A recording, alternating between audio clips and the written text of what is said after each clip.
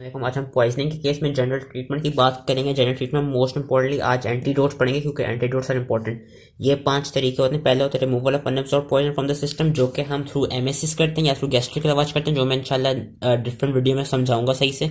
MSS basically थोड़ा overview दे देता हूँ। एमएसएस बेसिकली हम कभी कभी पेशेंट्स को वॉमिटिंग इंड्यूस कराते हैं ताकि जो पॉइजन है वो उनकी बॉडी से रिलीज हो जाए। और गैस्ट्रिक लवाज में ये करते हैं कि इस तरह की एक ट्यूब होती है ऐसे, ये हम अंदर तक लेके जाते हैं और स्टमक की क्लीनिंग करते हैं, इरिगेशन करते हैं स्टमक की। स्टमक को पॉइजन से हम क्या कहते हैं क्लीन कराते हैं। उसकी क्या कहते हैं फर्दर कॉन्ट्राइंडिकेशन होती हैं, वो गैस्ट्रिक लवाज की वीडियो में हम कर लेंगे। आज हम यूज ऑफ एंटीडोट्स करेंगे, elimination of absorb poison, treatment of general symptom और maintenance of patient general condition. ये 4 करूंगा जिसमें से इंपॉर्टेंट है एंटीडोट्स। अब एंटीडोट बेसिकली होता क्या है? एंटीडोट क्या कहते हैं पॉइजन के उसको टॉक्सिक इफेक्ट्स को काउंटर करने के लिए दिया जाता है। एंटीडोट बेसिकली एक सब्सटेंस होता है और ये भी 4 तरह का होता है। क्या कहते हैं according to the mode of action, mechanical हो सकते हैं जिनको फिजिकल भी कहते हैं, केमिकल हो सकते हैं, फिजियोलॉजिकल स्लैश फार्माकोलॉजिकल हो सकते हैं और यूनिवर्सल होते हैं। और ये करते क्या है कि ये अगर तो पॉइजन ऑलरेडी एब्जॉर्ब हो गया है या पॉइजन क्या कहते हैं किसी और रूट से बॉडी के अंदर एडमिनिस्टर हुआ है, जिस तरह फॉर एग्जांपल थ्रू आईवी, या ऐसा हो कि पॉइजन जो है वो एमएसएस और गैस्ट्रिक लवाज से नहीं निकल पाए, तो फिर हम एंटीडोट्स देते हैं। एंटीडोट्स और पॉइजन को एक तरफ से कह रहे हैं रिमूव करते हैं आपकी बॉडी से। तो सबसे पहले हम मैकेनिकल और उनकी पॉइजन्स की वो एब्जॉर्प्शन को कम कराते हैं, या वो इनको क्या कहते हैं उनके टॉक्सिक इफेक्ट्स को कम कराते हैं एंटीडोट्स। तो सबसे पहले मैकेनिकल में आ जाते हैं। मैकेनिकल में फर्दर 3 टाइप्स आती हैं, डिमल्सेंट्स, बल्की फूड्स, चारकोल्स। डिमल्सेंट्स बेसिकली जो एंटीडोट्स जो मैकेनिकल में आते हैं, जो डिमल्सेंट्स होते हैं, ये करते क्या है, ये जो स्टमक है उसकी म्यूकस मेम्ब्रेन को कोट कर देते हैं, जिसकी वजह से जो पॉइजन है उसकी एब्जॉर्बेंस जो है, जो उसकी एब्जॉर्प्शन है वो प्रिवेंट हो जाती है। और ये क्या कहते हैं इस तरह कोरोसिव और इरिटेंट पॉइजन जो हमने उनकी क्लासिफिकेशन पढ़ी थी, कोरोसिव और इरिटेंट पॉइजन इस तरह ये बचाते हैं। और इसमें एग्जांपल्स आ जाती हैं fats, oils, milk and egg albumin की।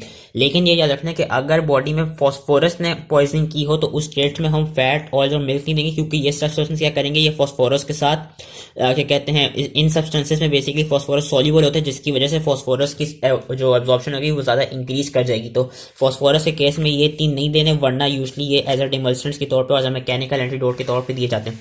बल्कि फूड्स में हम बनाना देते हैं एज अ मैकेनिकल एंटीडोट की फॉर्म में। ये क्या कहते हैं उसके लिए ग्लास के लिए मैकेनिकल एंटीडोट हमने पढ़ा था कि पाउडर्ड ग्लास भी as a form of poison use होता है, तो उसका जो एंटीडोट है वो है बनाना। उसके बाद चारकोल आ जाता है। चारकोल भी आपका स्पेशली क्या कहते हैं एंटीडोट की फॉर्म में यूज होता है। और ये बेसिकली जिस तरह आपके एल्कलॉइड पॉइजन हो गए या जिस तरह एल्कलॉइड पॉइजन में स्ट्रिक्निन हो गया, ये इनकी एब्जॉर्प्शन को कम करता है, इनकी एब्जॉर्प्शन को ये डिले कराता है। और इसका ये दिखाया गया है कि अगर ऐसा हो कि ऐसी कंडीशंस हो कि किसी के जिसमें गैस्ट्रिक लवाज नहीं कॉन्ट्राइंडिकेटेड नहीं आप यूज कर सकते हो, जिसमें एग्जांपल आ जाती है अगर कोई कोरोसिव पॉइजनिंग हुई है, तो उस केस में भी चारकोल जो है वो एज अ एंटीडोट यूज हो सकता है। लेकिन अगर सब्सटेंस जो जिस तरह एल्कोहल पॉइजन जो है वो फुली एब्जॉर्ब हो गया है, देन चारकोल नहीं यूज हो पाएगा। तो इसमें ये बात याद रखनी है, ये मैकेनिकल एंटीडोट्स होते हैं। फिर से समझाता हूँ, डिमल्सेंट स्टमक की उसको म्यूकस मेम्ब्रेन को कोट करेंगे ताकि एब्जॉर्प्शन को कम करें या बिल्कुल ही रोक दें, जिसमें ये एग्जांपल्स हैं फैट्स, ऑयल्स, मिल्क, एग और एल्ब्यूमिन। सिर्फ फॉस्फोरस के यूज में ये नहीं यूज होंगे, बल्कि फूड्स में बनाना आ जाता है जो कि ग्लास का एंटीडोट है। चारकोल आपका एल्कलॉइड्स का एंटीडोट है। और ये क्या कहते हैं अगर ऐसा हो कि फुली एल्कलॉइड्स एब्जॉर्ब हो गए बॉडी में, देन आप चारकोल नहीं यूज करें क्योंकि इसका कोई रोल नहीं होगा। फिर हम आ जाते हैं chemical antidotes. Chemical as name से बच, ये बेसिकली केमिकल सब्सटेंसेस होते हैं और ये पॉइजन को नॉन टॉक्सिक इस तरह बनाते हैं कि ये या तो कोई इनसॉल्युबल कंपाउंड्स बना देंगे या उस पॉइजन को ऑक्सीडाइज कर देंगे। इसमें आपकी एग्जांपल आ जाती है जिस तरह डाइल्यूट एसिटिक एसिड और विनेगर की, ये एल्कलाइन जो पॉइजन होते हैं उनको न्यूट्रलाइज करते हैं, जिसमें एग्जांपल कैंड फ्रूट जूस की आ जाती है। मैग्नीशियम ऑक्साइड या कैल्शियम ऑक्साइड, ये एसिडिक पॉइजन को न्यूट्रलाइज करते हैं। लाइम की एग्जांपल आ जाती है जो कि ऑक्सैलिक एसिड के लिए यूज होता है। मैग्नीशियम सल्फेट कार्बोलिक एसिड के लिए, कॉपर सल्फेट फॉस्फोरस के लिए, सल्फेट्स ऑफ एल्कलाइज फॉर लेड और freshly precipitated iron oxide for arsenic. Tannin भी एक सब्सटेंस है जो कि एज अ केमिकल एंटीडोट के तौर पे यूज करते हैं। ये इनसॉल्युबल कंपाउंड्स बना देता है एल्कलॉइड्स, ग्लूकोसाइड्स और मेटल्स के खिलाफ। और साथ ही जो पोटेशियम परमैंगनेट है वो आपका क्या कहते हैं काफी मैक्सिमम, वो एक तरह से बहुत स्ट्रॉन्ग ऑक्सीडाइजिंग एजेंट है, तो ये इफेक्टिव होता है। जितने भी ऑक्सीडाइजेबल पॉइजन होते हैं उनके खिलाफ ये काफी इफेक्टिव होता है, जिसमें एल्कलॉइड्स, अमाइडोप्रीन, एंटीप्रीन, बार्बिट्रेट्स और फॉस्फोरस, साइनाइड आ जाते हैं। इनके खिलाफ ये काफी इफेक्टिव होता है।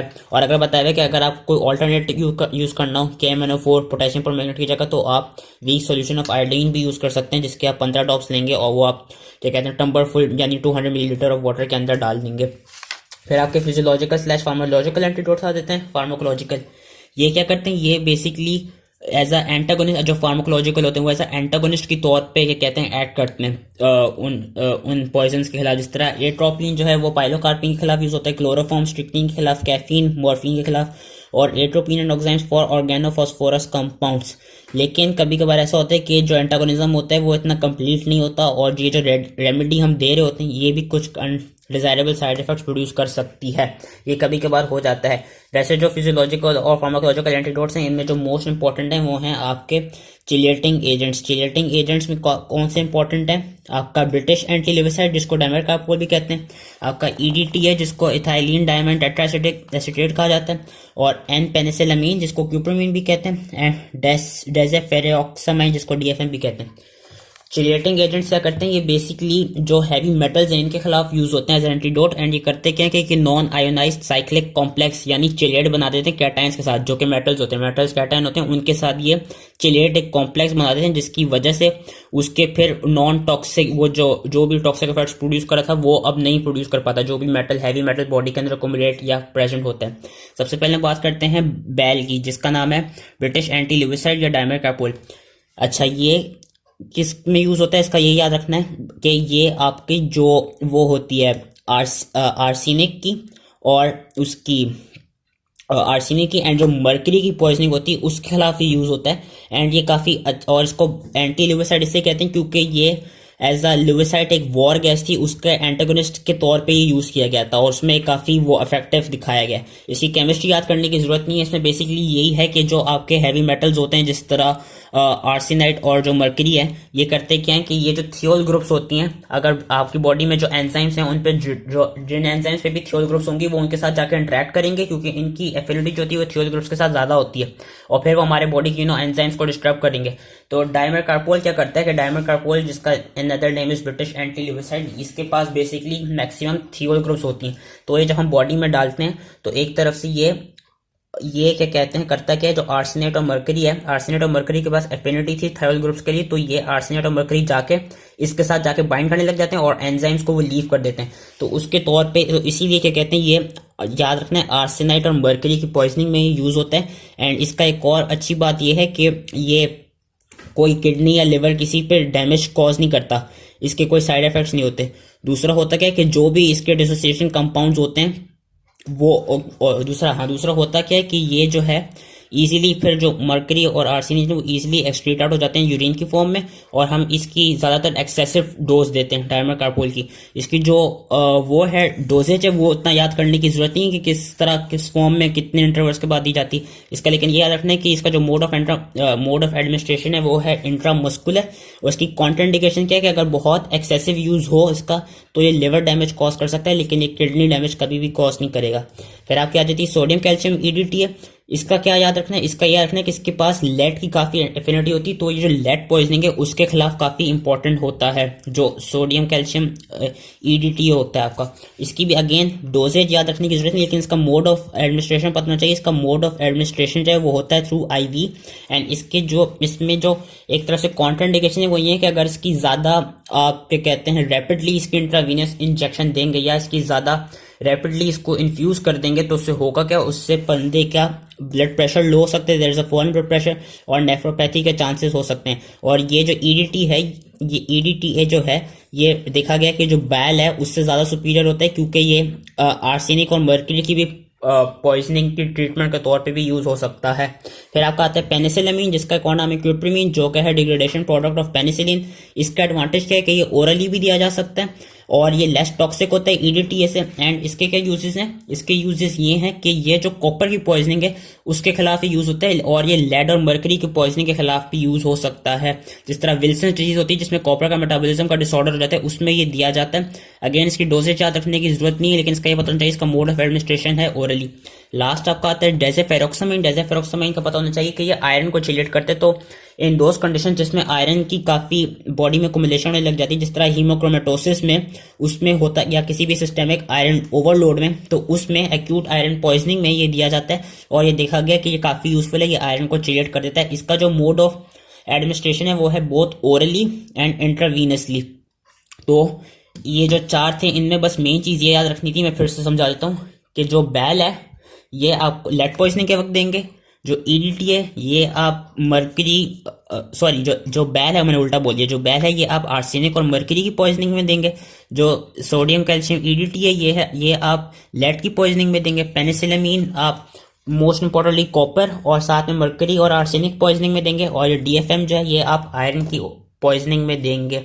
और ये ओरली एंड इंट्रावीनसली दिया जा सकता है, ये इंट्रावीनसली देंगे, ये ओरली दे सकते हैं, ये इंट्रामस्कुलरली देंगे। साइड इफेक्ट्स जो हैं वो इसके ज़्यादा हैं क्योंकि ये फॉल एंड ब्लड प्रेशर कराता है और नेफ्रोपैथी कराता है। और क्या कहते हैं, इसके ज़्यादा एडवांटेजेस हैं कि क्योंकि ये ओरली भी दिया जा सकता है। और इसमें याद रखना है कि जो बैल है आपका जो डाइमर कैप्रोल है, ये सिर्फ अगर बहुत एक्सेसिव है तो लिवर डैमेज कॉज कर सकता है, किडनी डैमेज कॉज नहीं करेगा। लास्ट आपके आ जाते हैं यूनिवर्सल एंटीडोट्स। वो एंटीडोट्स होते हैं जो कि तब यूज होते हैं कि जब आपको पॉइजन की नेचर का पता ना हो या आप ये सस्पेक्ट कर रहे हो कि 2 से ज्यादा पॉइजन आपकी बॉडी में, देन आप यूनिवर्सल एंटीडोट्स देते हैं। यूनिवर्सल एंटीडोट्स की बस एक कॉन्ट्राइंडिकेशन ये होती है कि उसमें valuable time is lost in preparing them. और इसकी क्या कहते हैं, अगेन इसके जो वो देते हैं वो हम ओरली देते हैं। इसका मोड ऑफ एडमिनिस्ट्रेशन यही है कि हम टेबल स्पून करते हैं, जो कि हम 200 मिलीलीटर वाटर में स्टर करके देते हैं। यूनिवर्सल एंटीडोट्स की क्या एग्जांपल है, 3 एग्जांपल है जो हमने याद रखनी है। पाउडर चारकोल जिसको कहते हैं बर्न टोस्ट, जो कि एल्कलॉइड्स को अब्सॉर्ब करता है। मैग्नीशियम ऑक्साइड जो कि एसिड्स को न्यूट्रलाइज करता है। एंड टैनिक एसिड जो कि आपकी चाय में होता है, जो कि एल्कलॉइड्स और सर्टेन ग्लूकोसाइड्स एंड मेटल्स को प्रेसिपिटेट करता है। तो एंटीडोट्स में भी एक और चीज़ जो याद रखनी है, अगर आपसे यहाँ से नहीं पढ़ा जाता एंटीडोट तो आप ये टेबल कर सकते हैं। इन टेबल में वही चीज़ें लिखी हुई जो पीछे लिखी हुई थी, बस उतनी डिटेल में नहीं लिखी हुई। तो अगर लेट्स सपोज टाइम कम है आपके पास और आप ये पूरा नहीं पढ़ सकते तो आप ये अगर ये टेबल भी याद कर लेंगे तो आप it is more than enough, क्योंकि इसमें एंटीडोट्स ही बताए हैं कि इन पॉइजन के खिलाफ यूज होते हैं, कौन से चिलेटर्स पॉइजन के खिलाफ यूज होते हैं। जिस तरह मैंने बताया आर्सेनिक के खिलाफ बैल होगा, ईडीटी होगा। मर्करी और लेड के खिलाफ ईडीटी होगा। मर्करी, लेड, कॉपर के खिलाफ पेनिसिलामीन, आयरन के खिलाफ डीएफएम। यूनिवर्सल वाले याद रखने ये इंपॉर्टेंट है। और कौन से हाउस होल्ड प्रोडक्ट्स हैं जो कि ऐसे एंटीडोट्स के तौर पे काम करते हैं, जो उन्होंने बताए हुए। एल्कलाइड्स में उन्होंने ये एग्जांपल दी हुई है, एसिड्स में ये मर्करी और इसकी पॉइजनिंग में ये, और आयोडीन के फॉर्म में स्टार्च दी हुई है। एल्कलॉइड मेटालिक पॉइजनिंग की फॉर्म में इन्होंने अगेन टैनिक एसिड जो कि टीम होता है वो दिया हुआ है। और एलिमिनेट कैसे किया जाता है इन अब्सॉर्ब पॉइजन को। तो अगर टाइम नहीं हो तो आप ये टेबल भी पढ़ सकते हैं। जनरल ट्रीटमेंट का जो एक और पार्ट ही था कि एलिमिनेशन ऑफ एब्जॉर्ब पॉइजन कैसे होती है। हम बेसिकली एलिमिनेशन इस तरह कराएंगे कि हम उसको पेशेंट को कोई ऐसी ड्रग्स देंगे जो उसकी यूरिन की कॉम्पोजिशन को बढ़ाएं, ताकि उसका, क्योंकि हमें पता है कि जो मैक्सिमम ड्रग होते हैं, जो मैक्सिमम पॉइजन होते हैं वो यूरिन के थ्रू या स्ट्रेट आउट होते हैं। हम कैथेरेसिस कराएंगे अगर काउंटरइंडिकेटेड ना। कैथेरेसिस बेसिकली ये है कि उसके बावल मूवमेंट्स के थ्रू हम जो ड्रग है उसको एक्सक्रीट करवाएंगे। एंड हम कोई ऐसी हॉट पैक्स उसको देंगे ताकि उसको स्वेटिंग और स्वेटिंग के थ्रू उसके ड्रग्स रिलीज हो, पॉइजन्स रिलीज हो। और ट्रीटमेंट कैसे करती हैं, जनरल सिम्टम्स की ट्रीटमेंट इस तरह होती है कि इन्होंने यहाँ पे बताया हुआ है कि अगर किसी को पेन हो रहा है तो पेन के लिए आप मॉर्फिन देंगे, किसी को रेस्पिरेटरी फेलियर है उसको ऑक्सीजन देंगे, हार्ट का मसला है, सर्कुलेशन का मसला है उसको कार्डिक स्टिमुलेंट्स देंगे, कन्वर्जन्स हो रहे हैं किसी को उसको एनेस्थेटिक बार्बिट्रेट्स देंगे, किसी को डिहाइड्रेशन का मसला है उसको नॉर्मल सलाइन इन्फ्यूज करेंगे। और अगर ऐसा लग रहा हो कि उसके एल्कलाइन रिजर्व डिमिनिश हो रहे हैं तो हम उसको सोडियम बारकार्बोनेट भी इन्फ्यूज करेंगे। और क्या कर सकते हैं, अगर किसी का लग रहा है कि किसी का लिवर ग्लाइकोजन डिप्लीट हो रहा है तो हम उसको ग्लूकोज देंगे। ये जनरल ट्रीटमेंट बताई हुई है। एंड लास्ट में इन्होंने बताया हुआ maintenance of patient of general maintenance of the patient general condition. इसमें बेसिकली यही है कि पेशेंट की गुड नर्सिंग केयर रखनी है, उनको अच्छी सी फिजियोथेरेपी देनी है। अगर कोई सुसाइडल का केस आया था तो उन केस में जो वो बंदा है उसको अच्छे साइकेट्रिस्ट के पास उसको वो करना है, उसको क्या कहते हैं, आपने अच्छे साइकेट्रिस्ट उसको काउंसिल कराना है। एंड ओवरऑल क्या कहते हैं, ये इन्होंने बताएंगे कि कैसे आप पेशेंट की अच्छी ट्रीटमेंट कर सकते हैं। मतलब ये इतना इम्पोर्टेंट नहीं है। So that was it. I hope ये इजीली समझ में आ गया। जो मोस्ट इंपॉर्टेंट है वो थे antidotes. I hope antidotes easy समझ में आ गए हों। And that was it. ये हमने जनरल ट्रीटमेंट की ये 4 पढ़ ली हैं। हम इंशाल्लाह ये नेक्स्ट वीडियो में पढ़ेंगे कि ये रिमूवल ऑफ अनअब्जॉर्ब पॉइजन कैसे होती है, वो थ्रू गैस्ट्रिक लेवाज एंड एमएसएस होती है। तो आई होप ये सब इजीली जो एंटीडोट्स का था वो इजीली समझ में आ गया हो। And thank you.